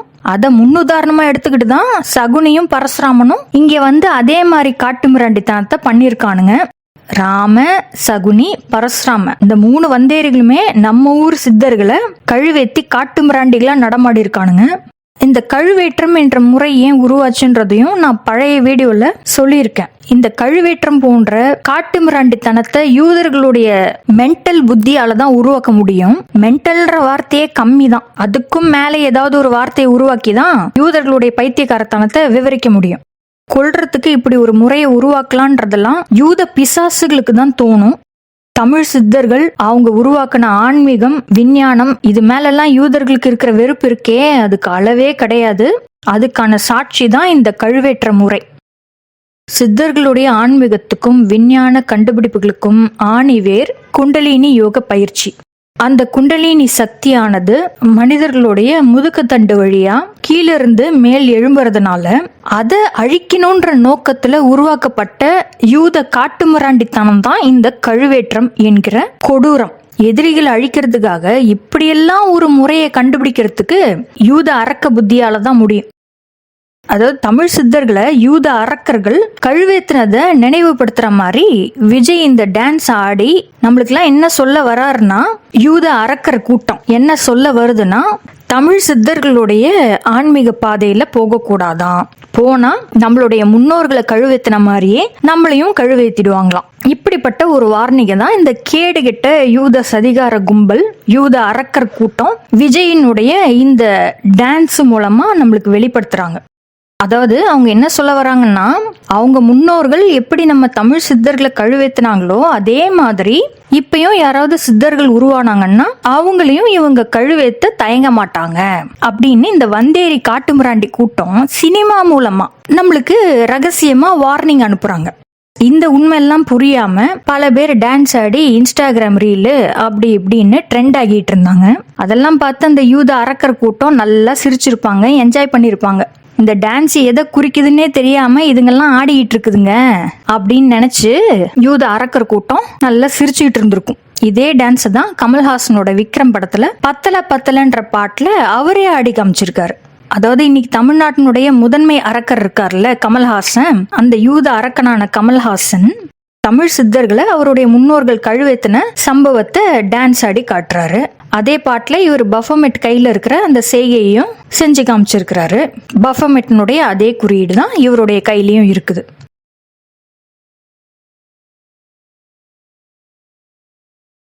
இதுல இருக்கிறதுலே அருவருக்கத்தக்க ஒரு விஷயம் என்னன்னா, அரபிக் குத்து பாட்டுல முதல் வரியே கழுவேற்றத்தை பத்தி தான். ஆனா அதை எவ்வளவு மறைமுகமாவும் கேவலமாவும் பாடியிருக்காங்க பாருங்க.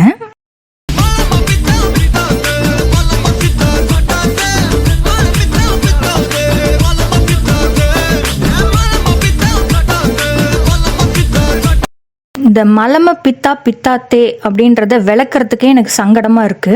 இதை ஷார்ட்டா சொல்றேன். இந்த வரியில இருக்கிற 2 வார்த்தைகள் மலம் பித்தம். பித்தம்னா வாந்தி, பித்தம் அதிகமானாலே வாந்தி வரும். அப்ப மலம் பித்தம்னா இங்க மலம் வாந்தி. இதை சொல்றதுக்கே எனக்கு அருவருப்பா இருக்கே. இந்த கொடுமையை அனுபவிச்சவங்களுடைய வலியெல்லாம் நம்மளால கற்பனையே பண்ண முடியல. அனிருத்து பாடுறானே மலம பித்தா பித்தாத்தேன்னு, இதோட அர்த்தத்தை பச்சையா சொன்னா என்ன தெரியுமா வரும்? மலம் பித்தமாகும், அதாவது மலம் வாந்தி ஆகும். இது எப்ப சாத்தியம்? இது கழுவேற்றத்தின் மூலமா தான் சாத்தியமாகும். ஆசனவாய் வழியா ஒரு கூரான ஆயுதத்தை செலுத்தி அது வாய் வழியா வெளியில வரும்போது என்ன நடக்கும்? குடல்ல இருக்கிற மலம் வாய் வழியா வெளியில வாந்தியா வரும். அதை குறிக்கிற வரி தான் அனிருத்து பாடுற இந்த மலம பித்தாத்தே.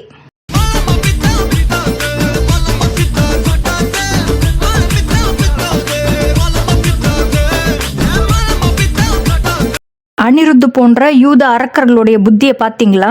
அரேபிய முஸ்லிம் ஆண்களுடைய ஆடை வெள்ளை நிறத்துல தான் இருக்கும். ஆனா இந்த அனிருத்துன்ற யூத அரக்கன் அந்த அரேபிய ஆடைய கருப்பு நிறத்துல அணிஞ்சிருக்கான். கருப்பு நிற ஆடை யூதர்களுடைய ஆடை.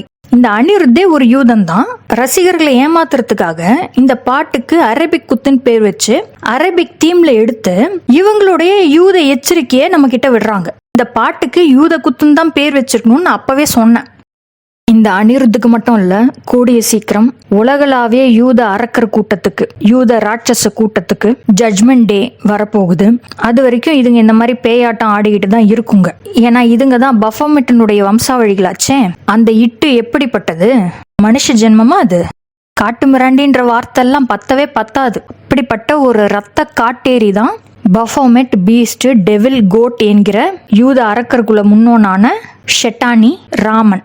நம்ம ஏற்கனவே பார்த்த சிம்பாலிசம்ஸ் தவிர இந்த பீஸ்டினுடைய கொம்புகளை குறிக்கிற மாதிரியான ஒரு செய்கையும் இருக்கு.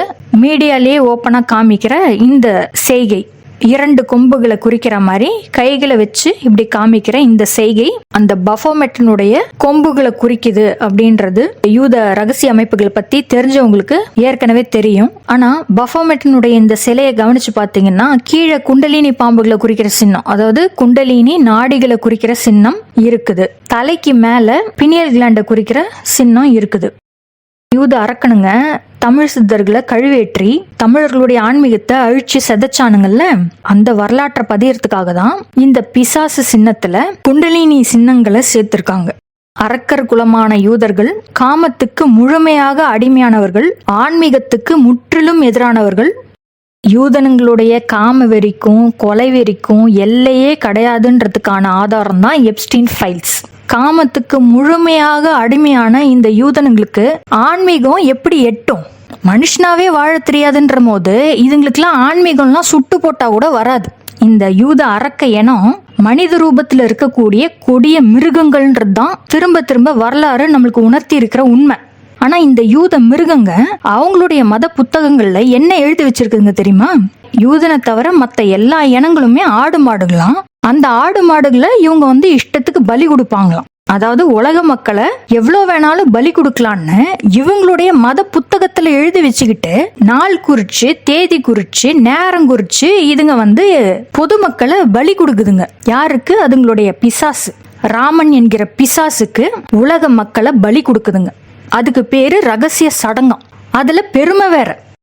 பஞ்சத்தை உருவாக்கி பலி கொடுக்கறது, நோய்களை பரப்பி பலி கொடுக்கறது, மக்களுக்கு நடுவுல பிரிவினைகளை உண்டாக்கி யுத்தத்தை மூட்டி பலி கொடுக்கறது, பேரழிவுகளை செயற்கையா உண்டாக்கி பலி கொடுக்கறது, இதுதான் யூத ராட்சச இனத்தினுடைய குல தொழில்.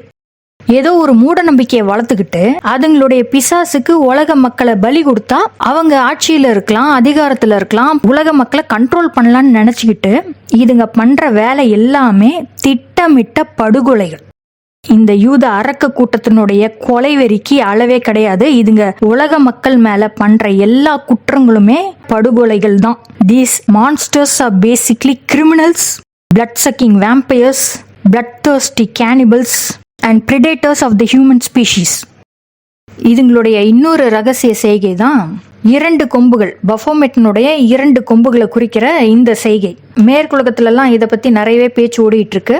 அதாவது இப்போ உலகத்துல இருக்கிற எல்லா பெரும்புள்ளிகளும் ஏதோ ஒரு வகையில யூத ரகசிய அமைப்புகளோட தொடர்பு கொண்டவங்க.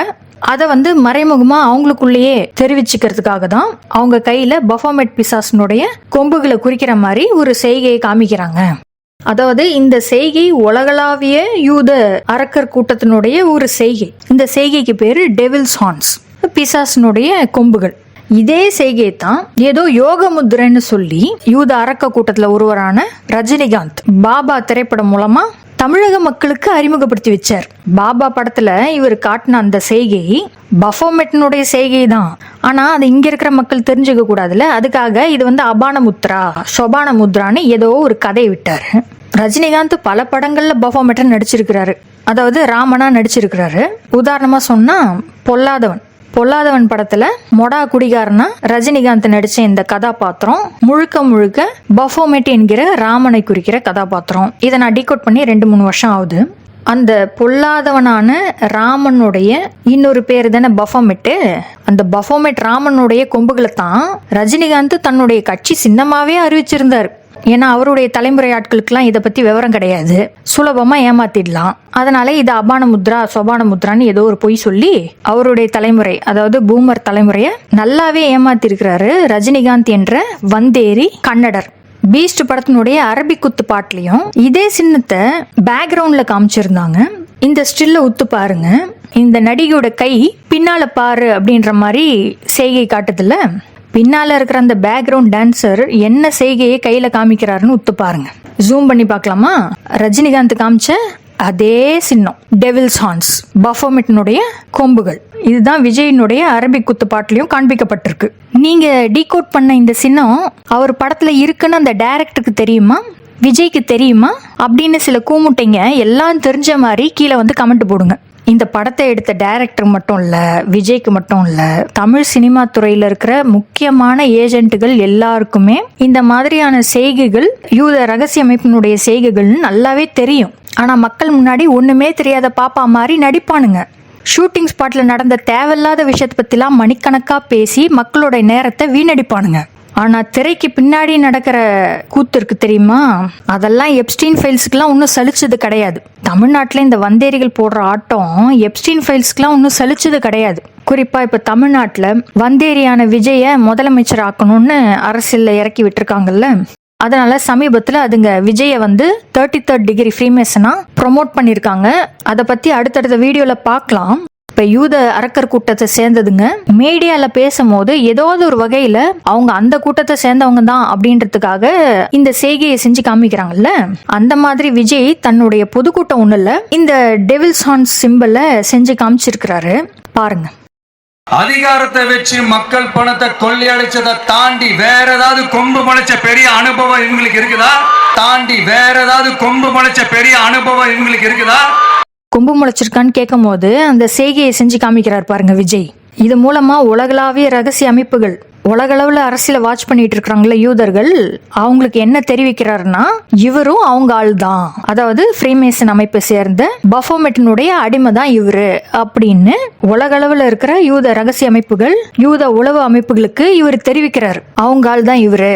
அதனால எவ்ரிதிங் இஸ் அண்டர் கண்ட்ரோல். தமிழ்நாட்டில் இருக்கிற சினிமா ரசிகர் கூட்டம் அவங்க கண்ட்ரோல்ல தான் இருக்கு, அதனால உலகளாவிய யூதர்களுக்கு கவலை வேண்டாம் அப்படின்னு இந்த செய்கை மூலமா அவர் மறைமுகமா தெரிவிக்கிறார். விஜய் 33rd டிகிரி ஃப்ரீமேசன் ஆனதுக்கு இன்னொரு ப்ரூஃப் தான் பீஸ்ட் படத்துல அவரோட பேரை அறிமுகப்படுத்தும் போது அவரோட பேர்ல இருக்கிற வீன்ற எழுத்துக்கு கொம்பு முளைச்ச மாதிரி லோகோவை போட்டிருக்காங்க.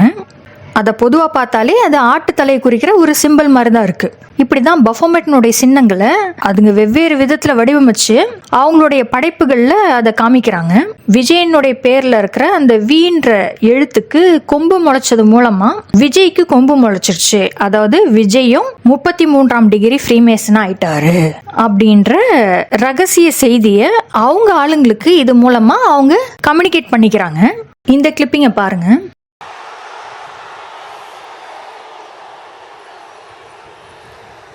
விஜய் பேசும்போது ட்ரோனை பறக்க விடுறாங்க.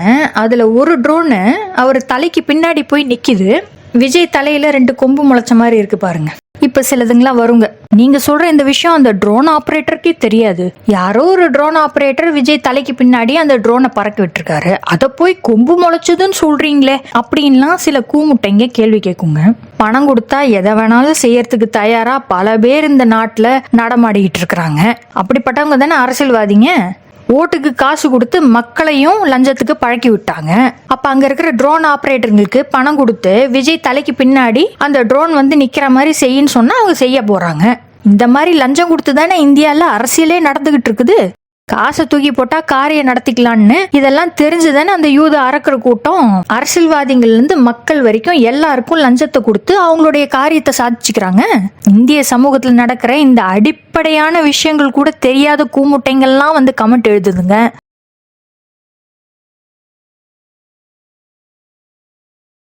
இந்த மாதிரியான அடிமுட்டாள்கள் தான் இந்திய சமூகத்துல பெரும்பான்மைன்னு அந்த யூத கூட்டத்துக்கு நல்லா தெரிஞ்சிருக்குது. அதெல்லாம் தெரிஞ்சுதானே இந்த பிராமண கூட்டம் விஜய் மாதிரி ஒரு பொம்பளை பொறுக்கி எல்லாம் தமிழ்நாட்டு அரசியல்ல இன்னைக்கு தேதிக்கு இறக்கிருக்காங்க. 2000 வருஷமா இந்த இந்திய சமூகத்துக்கு கல்வியை தடை செஞ்சாச்சு. மக்களுக்கு இயல்பாக இருந்த அறிவுத்திறன் சுத்தமா மழுங்கி போச்சு. எப்படியாவது இந்த முட்டாள் சமூகமான இந்திய மக்களை ஏய்ச்சி பிழைக்கணும் அப்படின்ட்டு ஜனநாயகம்னு ஒரு சிஸ்டத்தை உருவாக்குறாங்க. அதுல கட்சிகளாம், வேட்பாளர்களாம், தேர்தலாம், அந்த தேர்தல்ல பெரும்பான்மையான இந்த முட்டாள் மக்கள் போய் வாக்களிப்பாங்களாம். அந்த மக்கள் தேர்ந்தெடுத்து ஒரு அரசாங்கம் அமையுமா. கடைசியில பார்த்தா என்னதான் மக்கள் வந்து ஓட்டு போட்டாலோ அந்த அரசாங்கம் மக்களுக்கு உண்மையா இருக்காதான். தேர்தலில் எந்த கட்சி நிக்கணும், யாரோட கூட்டணி வைக்கணும், எந்த கட்சி ஜெயிக்கணும் எல்லாத்தையும் அந்த யூத கூட்டம் தான் முடிவெடுக்குது. இப்படிதான் திரைமறைவுல இருந்து அந்த வந்தேரி யூத அரக்க கூட்டம் இந்தியாவை ஆட்சி பண்ணிட்டு இருக்குது. ஒரு வந்தேரி கூட்டம் இன்னொரு இனத்தை ஆண்டா எப்படி அந்த இனத்துக்கு நல்லது நடக்கும்? அவன் இனம் நல்லா இருக்கணும், அவன் முடிஞ்ச வரைக்கும் கொள்ளடிக்கணும் அப்படின்னு தான் பார்ப்பான். எப்ப மக்களுக்கு உண்மை தெரியுதோ அன்னைக்கு எல்லாத்தையும் சுருட்டிட்டு ஓடலான்னு ஒரு பேக்கப் பிளான் வச்சிருப்பான். அது வரைக்கும் இந்த மக்களை தேர்தல், கட்சி, கூட்டணி, வாக்கு சதவீதம் சொல்லி நல்லா முட்டாளாக்கி நேரத்தை வீணடிக்கலாம். ஒருவேளை மக்கள் அந்த அரசாங்கத்தை குறை சொன்னா நீங்க தானே ஓட்டு போட்டு போன தேர்தல்ல இந்த அரசாங்கத்தை தேர்ந்தெடுத்தீங்கன்னு மக்கள் மேலேயே அந்த பழியை திருப்பி விட்டுருவானுங்க.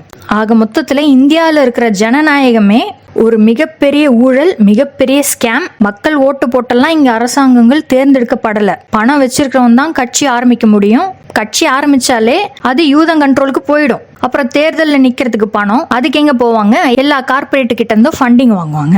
அப்ப அந்த கட்சிகளை கார்பரேட்டுகள் கண்ட்ரோல் எடுக்குது. அப்புறம் தேர்தல் பிரச்சாரத்துக்கு மீடியாவோட சப்போர்ட் வேணும். அந்த மீடியாவும் யூத அரக்கர்களுடைய கண்ட்ரோல்ல தான் இருக்குது. அப்புறம் தேர்தல் ஆணையம், EVM, போல் சர்வேன்னு இந்த தேர்தல் நாடகத்துல மக்களை நல்லா மூல செலவு செஞ்சு அவங்க ஓட்டு போட்டு தான் இந்த அரசாங்கம் தேர்ந்தெடுத்த மாதிரி ஒரு மிகப்பெரிய மாயை உருவாக்கப்படுது.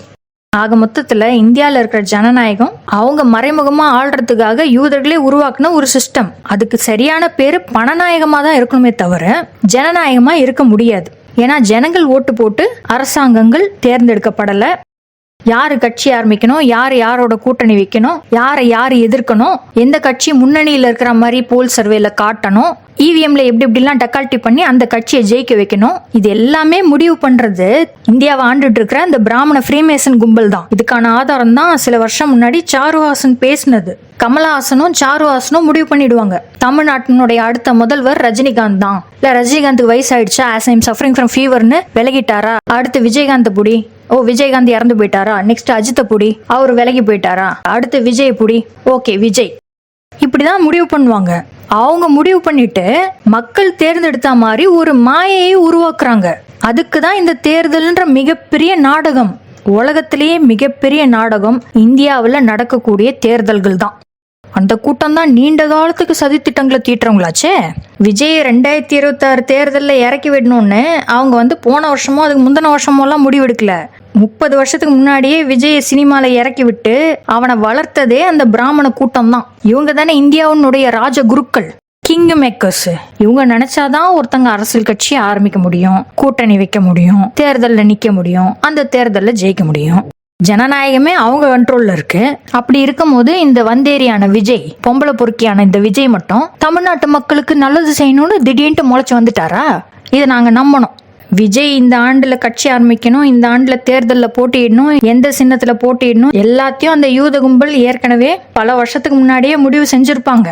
விஜய்க்கு இப்ப விசில் சின்னம் ஒதுக்கி இருக்காங்களே, அதை ஏற்கனவே 5-6 வருஷம் முன்னாடி பிகில் படத்துல முன்னறிவிச்சுட்டாங்க.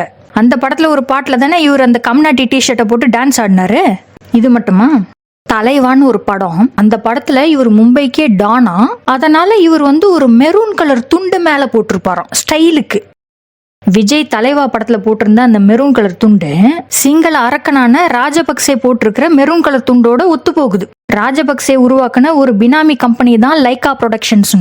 அந்த லைகா ப்ரொடக்ஷன்ஸ்க்கும் விஜயனுடைய மனைவியான சங்கீதாவுக்கும் தொடர்பு இருக்கிறதா, அதாவது விஜயனுடைய மனைவி மூலமா ராஜபக்சேவோட விஜய்க்கு கனெக்ஷன் இருக்கிறதா ஒரு செய்தி 10 வருஷத்துக்கு முன்னாடி அடிபட்டுச்சு. அதை நிரூபிக்கிற மாதிரி இந்த பிகில் படத்துல கம்நாட்டி டிஷர்ட் போட்டு டான்ஸ் ஆடினார்ல, அந்த பாட்டுல சிங்கள பாட்டையும் சேர்த்து பாடி இருந்தாரு விஜய். தமிழர்களை இனப்படுகொலை செஞ்ச சிங்கள தெலுங்கு ராட்சசனான ராஜபக்சேவுக்கும் விஜய்க்கும் தொடர்பு இருக்கு. அதை மறைமுகமா அவங்களுடைய ஆளுங்களுக்கு தெரிவிக்கிறதுக்காக தான் சிங்கள பாட்டான சுராங்கனிய இவருடைய பிகில் படத்துல பாடுறாரு.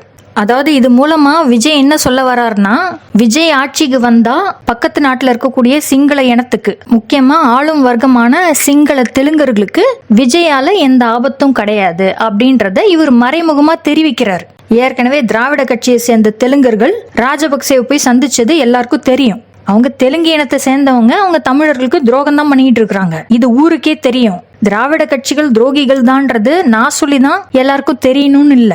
திராவிட கட்சியில சேர்ந்தவங்களும் வந்தேரிகள் தான், அவங்க தெலுங்கர்கள். ஆனா அவங்கள பத்தி மக்களுக்கு இப்ப தெரிஞ்சிடுச்சு. திராவிடத்துக்கு எக்ஸ்பைரி டேட் ஓவர். அதனால தமிழ்நாட்டை ஆள்றதுக்கு வேற ஒரு பொம்மையை உருவாக்கணும்ல. அப்படி பிராமணர்களே 30 வருஷமா பார்த்து பார்த்து வளர்த்தெடுத்த பொம்மை தான் இந்த விஜய், கன்னடனான விஜய். விஜய் கட்சி ஆரம்பிக்கணும், அதுக்கு விசில் சின்னம் கொடுக்கணும்னு பிராமண கூட்டம் எப்பயோ முடிவு எடுத்திருக்கோம். அதைத்தானே விஜயோடைய படங்கள்லயே அவங்க வரிசையா சொல்லிட்டு வராங்க. முதல்ல பிகில்னே ஒரு படம் எடுத்தாங்க, அதுக்கப்புறம் வந்த கோட்டு படத்துலயும் விசில் போடுன்னு ஒரு பாட்டை வச்சாங்க. இப்படி முன்னறிவிக்கிறது மூலமா மக்களோட ஆழ்மனதுல விஜயனுடைய சின்னம் விசில்னு ஏதோ ஒரு வகையில பதிஞ்சிரும்.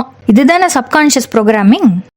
விஜயனுடைய கோட்டு பட டைட்டில் நேரடியாவே ராமனை தான் ரெஃபர் பண்ணுது. இது மட்டும் இல்ல, பிகில் படத்துல ராயப்பன்ற அந்த ரவுடி கதாபாத்திரமும் ராமன் தான். அந்த படத்தை நல்லா கவனிச்சிருந்தீங்கன்னா அந்த கேரக்டரும் அது பேசுற வசனங்களும் ஒரு டைப்பா தான் இருக்கும். கடைசியில அந்த ராயப்பனை ரயில்வே ஸ்டேஷன்ல வச்சு ஒரு கூட்டம் கொல்ற மாதிரி ஒரு சீன். ரயில்வே சிஸ்டத்தை உருவாக்குனதே ராவணன் தானே. அந்த ரயில்வே ஸ்டேஷன்ல ஒரு கூட்டம் இந்த ரவுடி ராயப்பன் என்ற ராமனை கொல்றது ராமாயண கிளைமேக்ஸ் காட்சி தான். ராமாயணத்துல தான் அவங்க ராமன் செத்துட்டான்ல, அதை எமோஷனல் சீனா காமிச்சு தமிழ் மக்களையே அழ வைக்கிறாங்களாமா. அது ஒரு பக்கம் இருந்தாலும் விஜயையும் அவங்க ராமனா தான் வளர்த்து விட்டுருக்காங்க. ராமன் தோத்தா மாதிரியே அரசியல் களத்துல விஜய பலி கொடுக்கறதுக்காக தான் பிராமண கூட்டம் அவனை வளர்த்தே விட்டுருக்கு. விஜயும் ராமன மாதிரியே ஒரு பலியாடுதான். இதுதான் லியோ படத்துல அவங்க காட்டின கதை. விஜய நரபலி கொடுக்கறதுக்காக அவனுடைய சொந்த கூட்டமே தேடிட்டு இருக்கும். லியோ படத்துல விஜய் பேரு பார்த்திபன். பார்த்திபனும் ராமனோட பேர் தானே. வார் என்ற மலைக்கு தீ வச்சவன் வார்த்தீவன் பார்த்திபன். அதனால அந்த பேரும் ராமனை தான் குறிக்குது. கோட் படத்தோடைய டைட்டிலும் ராமனை தான் குறிக்குது. இந்த விஜயும் ராமனை மாதிரியே ரத்தத்தை குடிக்கிறான். திரேதா யுகத்துல எப்படி ராமன் பலியானானோ அதே மாதிரி சத்திய யுகத்துல யூதர்கள் இறக்கி விட்டுருக்கிற இந்த யமன் கோட்டு பீஸ்டான விஜயும் பலியாவ தான் போறான். அரசியல் களத்துல பலியாவ தான் போறான். ஏன்னா பிராமண யூத கும்பலுக்கு தெரியும் சத்திய யுகம் எப்ப ஆரம்பிச்சதோ அப்பவே தமிழ்நாட்டுல ராவணன் அவருடைய ஆட்சியை தொடங்கிட்டாரு. ஸ்பிரிச்சுவல் லெவல்ல ராவணன் அவருடைய ஆட்சியை தொடங்கிட்டாரு. அதுதான் இப்ப நடக்கிற சத்திய யுகம் மீன யுகத்தோட எஃபெக்ட். அது இப்ப வெறும் ஸ்பிரிச்சுவல் லெவல்ல தான் இருக்கு. இன்னும் பிசிக்கல் ரேம்ல அது மேனிஃபெஸ்ட் ஆகல. அது வரைக்கும் இவனுங்க ஆட்டம் போடுவானுங்க, அவ்வளவுதான். ராவண ஆட்சி பிசிக்கலா மேனிஃபெஸ்ட் ஆகிற வரைக்கும் தான் இவனுங்களோட ஆட்டம்லாம். அதுக்கப்புறம் ராமனுக்கு கடைசியில என்ன நடந்ததோ ஹிஸ்டரி ரிப்பீட்ஸ். இந்த விஜய் ராமன்னா இவனுக்கு ஒரு வானர சேனையும் இருக்கணும்ல. இவனுடைய ரசிகர் கூட்டம் தான் அந்த வானர சேனை. அதுங்க நடந்துக்கிற விதமும் அதே மாதிரி இருக்கு பாருங்க. மரத்து மேல ஏறுதுங்க, கம்பத்து மேல ஏறுதுங்க, கேட்டு மேல ஏறுதுங்க. அப்ப பிராமண கூட்டத்தோட கண்ணுக்கு இதுங்கெல்லாம் வானர சேனை தான். ரசிகரா இருக்கும் போதே இதுங்களுடைய அலப்பறைகள்லாம் தாங்க முடியல. இப்ப இதுங்க கட்சி தொண்டர்களா வேற உருவெடுத்திருக்குதுங்க. கட்சின்ற பேர்ல இதுங்க பண்ற அட்டகாசம்லாம் நான் சொல்லிதான் தெரியணுமா? இந்த வானர சேனையோட சேட்டைகள்லாம் எல்லாரும் தானே பாக்குறாங்க. இவ்வளோ ராமாயண கதை நடக்கும் போது ஒரு அனுமான் இருக்க மாட்டானா? ராமன் இருந்தா கூடவே அனுமானும் இருப்பானே. அப்படிப்பட்ட தற்போதைய அனுமான் தான் இந்த ஆதவ் அர்ஜுனா. அனுமான் கதாபாத்திரத்துக்கு எப்படி பொருத்தமா ஹைட்டா வெயிட்டா ஒரு ஆளை தேர்ந்தெடுத்திருக்குதுங்க பாருங்க யூத அரக்கனுங்க. அனுமானா இருக்கக்கூடிய இந்த ஆதவ் அர்ஜுனாவும் தமிழனே கிடையாது, தெலுங்கு ரெட்டி சமூகத்தை சேர்ந்தவன். தமிழ்நாட்டை ஆள துடிக்கிற கன்னட கோஷ்டியும் ரெட்டி கும்பலும் எப்படி கைகோர்த்து மறைமுக அரசியல் செய்யறாங்கன்றத பத்திலாம் நான் அடுத்தடுத்த வீடியோல டீட்டெயிலா சொல்றேன். அந்த பிராமண அரக்க கூட்டம் சொல்ற கதையில ராமன் சீதையை பிரிஞ்சிட்டானாம். ராவணன் சீதையை கடத்திட்டு போயிட்டாராம். அதனால ராமனும் சீதையும் பிரிஞ்சிட்டாங்களாம். அதாவது சீதையான சங்கீதாவை ராமனான விஜய் பிரிஞ்சிட்டாரு. புரியுதுங்களா? இதுக்குதான் ராமாயணம் மகாபாரதத்தெல்லாம் தெரிஞ்சு வச்சுக்கணும். சும்மா எதுக்கு ராமாயணமும் மகாபாரதமும் பேசிக்கிட்டே இருக்கிறீங்க? பழங்கதையெல்லாம் பேசி என்ன பிரயோஜனம்னு கேக்குதுங்களே சில அடிமுட்டாளுங்க. வரலாறை நல்லா தெரிஞ்சுக்கிட்டாதான் தற்காலத்துல என்ன அரசியல் நடக்குது, அதனால என்னென்ன பாதிப்புகள் வரும்னு நம்மளால கணிக்க முடியும். History repeats and that history is very very important. வரலாறு முக்கியம் அமைச்சரே. சத்திய யுகம் ஆரம்பிச்சதுல இருந்து ஆன்மீக அளவுல தமிழ்நாட்டுல ராவண ஆட்சி தான் நடக்குது அப்படின்றது ரஜினிகாந்த், அஜித்குமார் உட்பட பல பிராமண ஃப்ரீமேசன்களுக்கு ஏற்கனவே தெரியும். அதனாலதான் இதெல்லாம் தெரிஞ்சு அரசியல் களத்துல இருந்து லாவகமா நழுவிட்டாங்க. விஜயகாந்த் இறந்தாச்சு. இப்ப பிராமண சகுனிகள் கிட்ட வசமா சிக்கிக்கிட்டு இருக்கிறது இந்த பொம்பளை பொறுக்கி விஜய் தான். இந்த கன்னட வந்தேரியான விஜயை வச்சுதான் பிராமண சகுனி கூட்டம் தமிழ்நாட்டை அழிக்கிறதுக்கான திட்டங்களை நிறைவேற்றணும்னு பாக்குறாங்க. ரஜினிகாந்த் அரசியலுக்கு வரலனாலும் குடிப்பழக்கம், சிகரெட் பழக்கம், பொறுக்கித்தனம், இந்த மாதிரி எல்லா கெட்ட பழக்கங்களையும் தன்னுடைய படங்கள்ல நியாயப்படுத்தி காமிச்சு கட்சி ஆரம்பிக்க போறேன்னு 20-30 வருஷமா இவருடைய ரசிகர்களை அலக்கழிச்சு பூமர் தலைமுறையே ஒட்டுமொத்தமா அழிச்ச பெருமை மராட்டிய கன்னட வந்தேரியான ரஜினிகாந்தை தான் சேரும். எல்லா கேடுகெட்டத்தனத்தையும் பண்ணிட்டு ஒன்னும் தெரியாத அப்பாவி மாதிரி மேடையில அப்பப்ப ஆன்மீகன்ற பேர்ல ஒளர்றது. அப்பாவும் தாத்தாவும் வந்தார்கள் போனார்கள், நீயும் ஒரு நாள் போயிடுவேன், நானும் ஒரு நாள் போயிடுவேன். தப்பென்ன சரி என்ன, எப்போதும் விளையாடு. அட பாவி என்பார்கள், தப்பாக நினைக்காத. எப்பாதை போனாலும் இன்பத்தை தள்ளாத. சோறுண்டு, சுகமுண்டு, மது உண்டு, மாது உண்டு, மனமுண்டு என்றால சொர்க்கத்தில் இடம் உண்டு போடா. நல்ல வேலை, இந்த குடிகார பொம்பளை பொறுக்கியோட ஆட்சியில இருந்து நம்ம தப்பிச்சிட்டோம். அதோட இன்னொரு வருஷனை இப்ப எதிரிகள் இறக்கி விட்டுருக்குதுங்க. என்ன செய்வீங்களோ ஏது செய்வீங்களோ எனக்கு தெரியாது. நம்ம ராவணனுக்கு ஜெயிச்சுதான் பழக்கம். தமிழ்நாட்டு தமிழர்களுக்கு உண்மையிலேயே மானம், ரோஷம், சூடு, சொரணை, முருகன் மேல பாசம், ராவணன் மேல பக்தி இருந்துச்சுன்னா யூத கூட்டம் இறக்கி விட்டுருக்கிற இவனை போன்ற ராமன்களை நம்ம எக்காலத்திலையும் தலைவனாவோ அரசியல்வாதியாவோ ஏத்துக்க கூடாது. இந்த மாதிரி ராமன்களை நம்ம ஜெயிக்க விட கூடாது. நம்ம ராவணன் போர்ல வெற்றி கண்டா மாதிரியே இந்த வந்தேரி ஆட்டையும் அரசியல் களத்துல தோற்கடிச்சு நாமளும் வெற்றி காணணும்.